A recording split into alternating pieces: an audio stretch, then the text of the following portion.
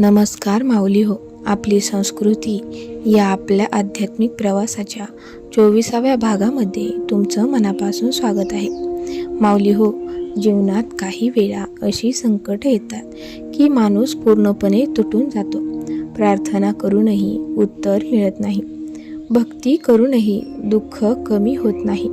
आणि मग मनात एक प्रश्न येतो, देवा माझीच परीक्षा का?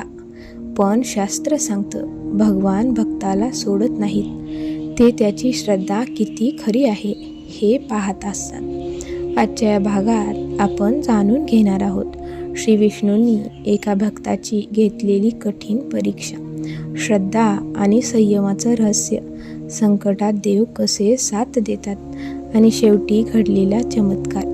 ही कथा फक्त एक गोष्ट नाही, तर ती जीवन बदलणारा अनुभव आहे.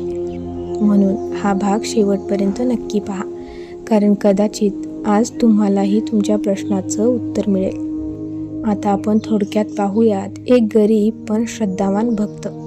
एका छोट्याशा गावात गोपाळ नावाचा एक गरीब तरुण राहत होता.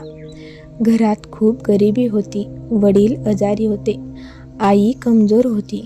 घरात 2 वेळचं अन्नसुद्धा मुश्किलीनं मिळायचं. पण गोपाळकडे एक अमूल्य गोष्ट होती, ती म्हणजे भगवान विष्णूंवरील अढळ श्रद्धा.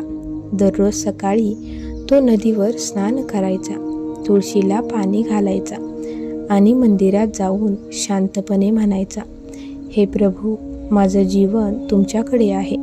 गावातील काही लोक गोपाळची थट्टा करायचे. अरे, इतकी भक्ती करून काय फायदा? देवाने तुला दिलं तरी काय?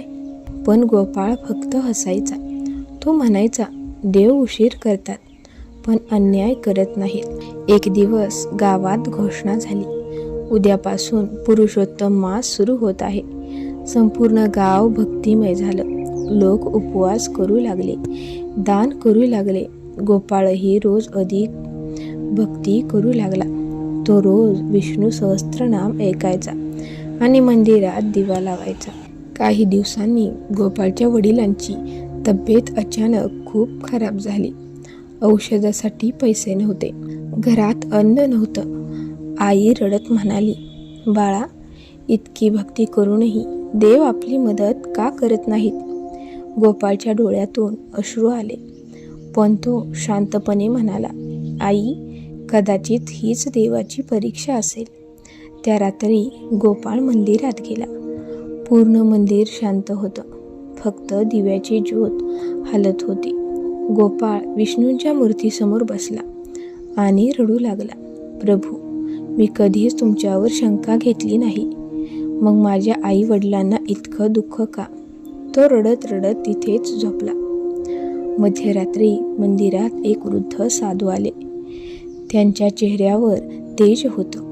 त्यांनी गोपाळला उठवलं आणि विचारलं, बाळा, का रडतोयस? गोपाळने सगळं सांगितलं. साधू शांतपणे हसले आणि म्हणाले, जी भक्ती संकटात टिकते तीच खरी भक्ती असते. साधूंनी गोपाळला थोडं धान्य दिलं, पण घरी जाताना रस्त्यात त्याला एक भुकेली वृद्ध स्त्री दिसली. ती थरथरत म्हणाली, बाळा, 2 दिवसापासून काही खाल्लं नाही. गोपाळ थांबला. त्याच्याकडे घरासाठी फक्त तेवढंच धान्य होतं. क्षणभर तो विचारात पडला. मग त्याने पूर्ण धान्य त्या वृद्ध स्त्रीला दिलं. गोपाळ रिकाम्या हाताने घरी पोचला. आई म्हणाली, धान्य कुठे आहे? गोपाळ शांतपणे म्हणाला, एका भुकेल्या आईला दिलं. आईच्या डोळ्यात पाणी आलं. त्या रात्री घरात कुणीही जेवलं नाही. त्या रात्री गोपाळला एक दिव्य स्वप्न पडलं. स्वप्नात भगवान श्री विष्णू स्वतः त्याच्यासमोर प्रकट झाले. त्यांच्या हातात शंख, चक्र, गदा आणि पद्य होतं. ते प्रेमाने म्हणाले, बाळा, आज तू परीक्षा पास झालास. गोपाळ आश्चर्याने म्हणाला, प्रभू, कोणती परीक्षा? भगवान विष्णू म्हणाले, मीच त्या वृद्ध स्त्रीच्या रूपात आलो होतो. गोपाळच्या डोळ्यातून अश्रू वाहू लागले. सकाळी गोपाळ जागा झाला आणि घराबाहेर आश्चर्यचकित करणारा प्रसंग होता. गावातील लोक त्याच्या दारात धान्य, कपडे आणि औषध घेऊन उभे होते. एका श्रीमंत माणसाने सांगितलं, रात्री मला स्वप्नात आदेश मिळाला की गोपाळची मदत कर. गोपाळ आणि त्याची आई आनंदाने रडू लागले. त्या दिवसानंतर संपूर्ण गाव बदललं. लोकांना समजलं, देव भक्तांची परीक्षा घेतात, पण त्याला कधीच एकटं सोडत नाहीत. माऊली हो, आज तुम्हीही एखाद्या संकटातून जात असाल.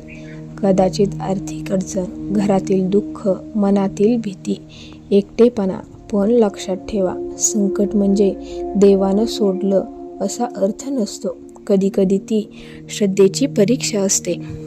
श्रद्धा टिकवण्यासाठी काय उपाय करावे?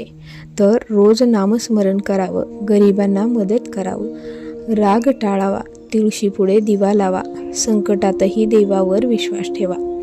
माऊली हो, देवाला तुमची श्रीमंती नको असते, त्यांना तुमचं प्रेम आणि श्रद्धा हवी असते. कधीकधी जीवनात अंधार वाढतो, कारण देव तुमच्यासाठी मोठा प्रकाश तयार करत असतात. म्हणूनच कधीही हार मानू नका. जर तुम्हाला ही कथा आवडली असेल तर व्हिडिओला लाईक करा आणि आपली संस्कृती परिवाराचा भाग होण्यासाठी चॅनलला सबस्क्राईब करा. तुम्हालाही कधी देवाची परीक्षा जाणवली आहे का? कमेंटमध्ये नक्की सांगा. पुन्हा भेटूया अशाच एका भक्तिमय आणि हृदयस्पर्शी कथेसोबत.